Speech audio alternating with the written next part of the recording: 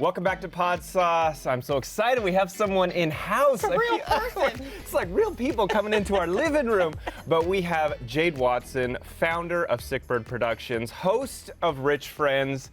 Thanks for joining us. Hey guys, excited to be here. So tell us about, number one, your podcast, then we'll get into the production company as a whole because you're just kind of all over the podcasting space. But tell us about Rich Friends, because the way that I kind of describe it is you having conversations with successful people about their industry and maybe how they got there. Is that a pretty accurate description? Yeah, absolutely. So basically the idea behind the podcast is when I was starting my business, I really found that there wasn't a lot of female mentorship that I had. It was a lot of men in the venture capital space that I really looked up to, and I wanted a space for women to be able to talk about business and issues that they're going through really transparently and get tangible advice. So, I think for me, that was the most important thing in starting the show, was just to kind of have an open dialogue and space for, everyone to connect, but having it through the lens of how do we help other women and other women feel empowered as business owners. So I think that, we're gonna be doing a lot more with the show come May. So we're gonna really be relaunching it, kind of rebranding it, and having it be on that weekly cadence, and really hoping to get an inside look about what the struggles are that you go through in running a business, and be really honest and authentic about that, because I think that a lot of people are kind of scared because we live in this world where it's you only see the Instagram reel of people's business journey, but you don't really get to peel back the curtain there. So really hoping to use the podcast as a forum to kind of peel back that curtain, help people understand the highs and lows of it, and just be a little bit more honest in that conversation, and then give other people a platform to share their stories as well. Was the pause in production so that you guys could, pivot in a different direction and just kind of figure out, where you really want this to go? Yeah, I actually had the feedback from my team personally saying that Rich Friends in general felt a little pretentious, and they came to me and they were like, Jade, we know you, we know who you are. Let's kind of take a pause and think about a way that we can turn this into something that feels less about money and more about how do we actually just create a space for people to learn and grow. And that's why I love my team, is because they're very honest and upfront with me when there needs to be a change and when there needs to be something that happens. So that's I kind like of that. It's so beautiful that you even say it like that too, because you read the byline of what the show is, and then you listen to a couple of episodes, because this is a podcast discovery show, so we're not abreast of all the content that's out there. And then you listen to the episodes, and I can totally see, here, you wanting to push it in that direction, which will be so beneficial for your listeners. Because like you said, especially in this day and age, and I know we'll get to SickBird Productions in a minute, but I know that platform is geared towards getting content creators and, a platform and getting their stuff out there. So much of it, though, is a highlight reel. And I think the richness of life is, weathering the valleys and the mountaintops. Totally, I completely agree. And to your point about kind of what we're doing within the SickBird kind of podcast incubator space, is I noticed that there were a ton of amazing creators out there that had major followings on TikTok, but they were not able to monetize long form, and they weren't able to actually go in and really tell their story and have their audience get to know them in a deeper way. So that was the whole point of creating kind of the incubator platform, was to give those creators that already had large followings a real place for a podcast where their audience can kind of get to know them further. On that same note, I listened to the Sarah Jenkins interview, and I thought it was really fascinating. So Sarah Jenkins, for people that don't know that name, she is a TikToker, an influencer. She didn't like being called a TikToker, a content creator. Well, she is a TikToker. But a TikToker. But I thought her journey, because she was at Yahoo, and then they let her go. Yeah. But her story of being let go from this big media company, and she didn't hold back from any details on when they let her go, and it was a really cool look into that transition in her life. And it happened during the pandemic, so she had to pivot and find something else, and TikTok was just kind of blowing up at the time. That was a really cool interview, and so I know with you focusing more on those content creators, you're going to get more interviews like her, and I thought it was a really cool look into this world. Yeah, and the thing about Sarah too that I really, really love is that she now was able to pick herself up and she's working at like an amazing job at the CBC and she's covering the Olympics. Like she is truly was able to get let go from a position and then move into an amazing other broadcast position where she is now producing literally the Olympic Games shows for CBC, doing an amazing job using TikTok as her side hustle right now that she's continuing to grow, empowering other creators. And just, I think the journey of like understanding that success isn't just like this and that there are little bumps along the road, like really helps to normalize that for people because, you know, again, like that social media angle, you'll see something where it's like, okay, like Sarah's been working at Yahoo for this amount of time. Oh, now she's at CBC. You don't necessarily see the peak here of like, oh, actually she got let go and they did her shift and she was, you know, maybe unemployed for a little bit, went through a hard time, you know. I don't think people are very transparent about that. However, when you give them that podcast format and you ask that tough questions and you create like a space for people to be honest, I think, you know, it helps everybody else who are like maybe in a similar situation. And just 100%. Keeping in that space, Jade, because I noticed that you started Rich Friends during the global Ponderosa in 2020. Was the inception of it just for a different and alternative creative outlet for you, or you know, was this a necessary means?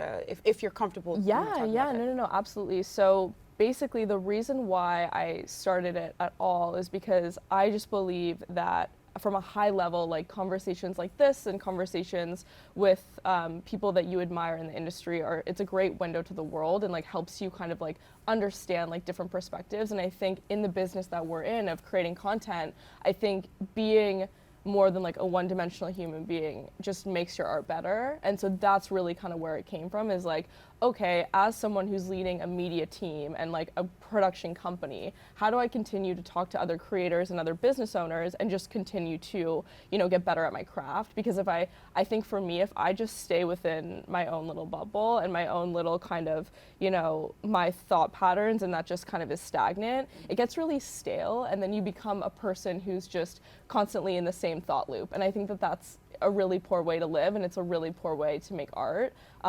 So for me, continuing to pursue interviews and creating content and discussing, you know, different perspectives with people is just, to me, the natural progression of how the media company should think about things, and how as well, like myself as a business owner should think about things, and the type of content that we're looking to create. So it's all kind of parallel. And why podcasting? Why do you personally like podcasting so much? A couple of reasons. I think number one, it's a space where there's no like real kind of time limit. You can kind of create a longer episode, a shorter episode. I like that it's something that you don't have to go through like a network for approval on. For me personally, I've done content creation for other networks. Some of us. Some of us are held by chains. We gotta constraints. Blink twice if you need help. I'm just playing. We're very but yeah, I like that it's something that, you know, we can just create and we can build our own network, and we don't have to go to anyone for any sort of approvals on. We can just post content freely, which is super exciting. I've been in situations where, like, you know, 90% of my job is working with clients and making sure we get approvals and making sure that we, you know, stay within brand guidelines or whatever the goals might be there. But I think that this is a space for us where we can build our own network and actually go in and create content in the way that we see the market moving and the way that we see being most entertaining for people. Because we just upload right to like Apple, Spotify, like all the major podcast distributors. And we don't right now have any sort of person or client who has like any sort of creative say in what we do. So it's just my internal team that helps to make the shows.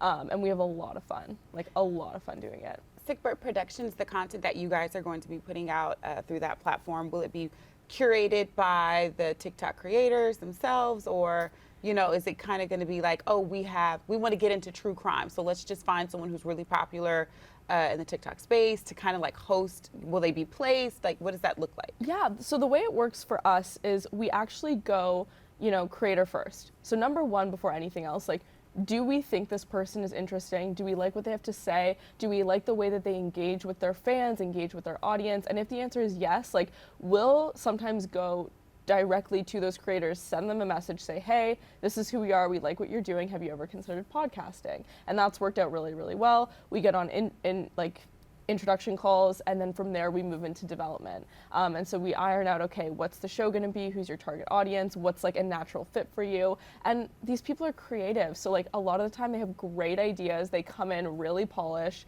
It's something that they've most of the time already thought about doing, but just haven't had the resources to execute. So for example, you know, we have things like, you know, a studio space with like cameras, mics. We can upload the RSS feed for them. We handle like all of the audio engineering, we do the clips, like all of that's kind of done for them with their creative input. So it's just a really nice sort of like incubator space where creators can come and be really obviously creative, and focus more on like the hosting and entertainment side rather than like, you know, the other logistics that come with it, such as like the tech, such as, you know, thinking about the admin side of things. The boring side. Yeah, they don't have to deal with that. They come in, they be as entertaining as possible, and then we kind of continue from there. And I think like for me as well, Daniel, one of our hosts, actually has like a massive network of other creative friends that he'll bring in and have guests like on the show. So that's kind of done for us. Like we have Daniel's like our booking agent in one, because he's like, these are just my friends, I can just text them, like it's great.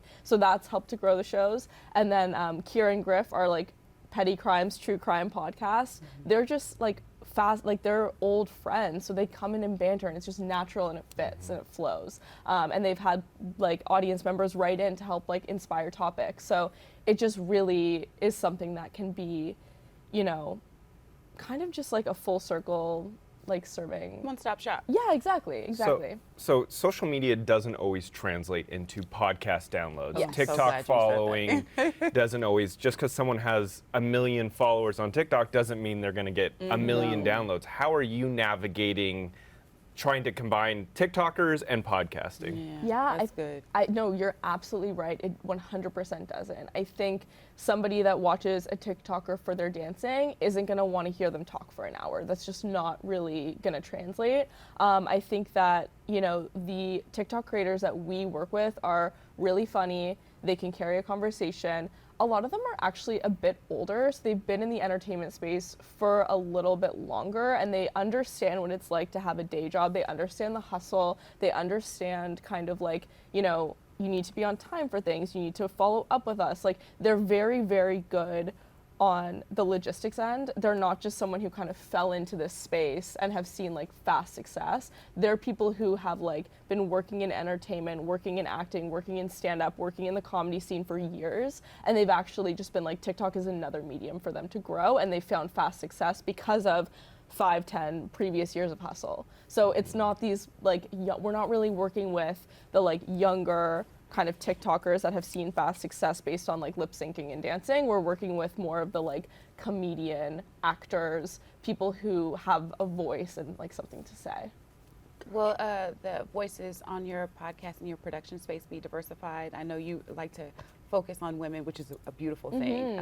Women of color, LGBTQIA. Like, what does it look like for you guys? Is there an overarching goal? Oh yeah, I mean, I think for us, we're just a naturally diverse company. I never put in like a mandate being like, we need to have like, you know, 50% diversity at the company, because we just had that from day one naturally. Like our clients, like we work with some of the biggest like Black-owned media companies in the world. So for me, it's like, I would never partner with a Black-owned media company and then hire not a POC person to write that content or produce that content or create that content. Say that again, Yeah, Jade. it just doesn't make sense. I'm like, why are these white folks white for us and they don't know us? No, it's Jade. it's just awkward. And I think that, you know, for me, like our biggest client is the Shade Room. And so we work with them and made 3 shows for them last year. And I said to my team, I'm like, look, hire a Black DP, hire a Black sound engineer, hire Black writers.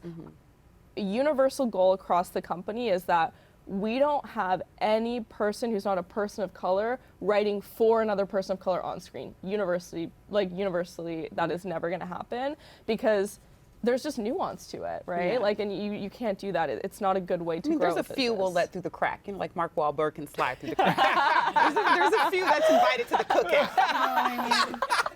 It's got to. Yeah. Not everyone's exempt, but Yeah, but so we try to keep that as like just a universal thing for us. But in general, like we just have found ourselves to be like naturally diverse. I think for us, like even in the podcast space, like our Petty Crimes show, you have a woman as one of the hosts and then like an LGBT Black male as the other host. So like, you know, that was just something that like naturally. What's that true crime title? Petty Crimes. Petty Crimes. It's good. Yeah. You gotta check it out. Yeah, well, because It's I'm good. always here for the crime, honey. Yeah. And true crime is like, it just charts. Dominates. It's Like, so. everyone's trying to figure out how to do the crime and get away with it. Well, and can I tell you, we have a completely different spin on this one because Mm-hmm. what it is it'll be Kira and Griff get crimes like written into them. And Oh, so okay. once people write in and they sit there and they deliberate and they decide, is this an actual criminal act or is this petty? So they go through, and so for example, like, you know, someone parks their car in a way that's blocking another person and then they, Oh, that's a felony. criminal. that's what, yes, so thank you. They had And I'm like, going to slash your tires. exactly, I will be judge, jury, and executioner. yeah. Bang and gavel. Exactly. So you guys would be great for the show. 1000%. Why went to school for law, you know? She has yet to have a show that she doesn't bring that up. So we have hit it. Gotta let them know she's cute and smart, honey. But continue. No, I mean, Continue. that's just kind of like the premise of the show, and we have a lot of fun recording it, and they have a lot of fun kind of going through it, and we get some wild submissions, so excited for that one to continue. So on that same note, give us some more recommendations, either of shows that are on your network or shows that you're listening to that maybe people would like to check out.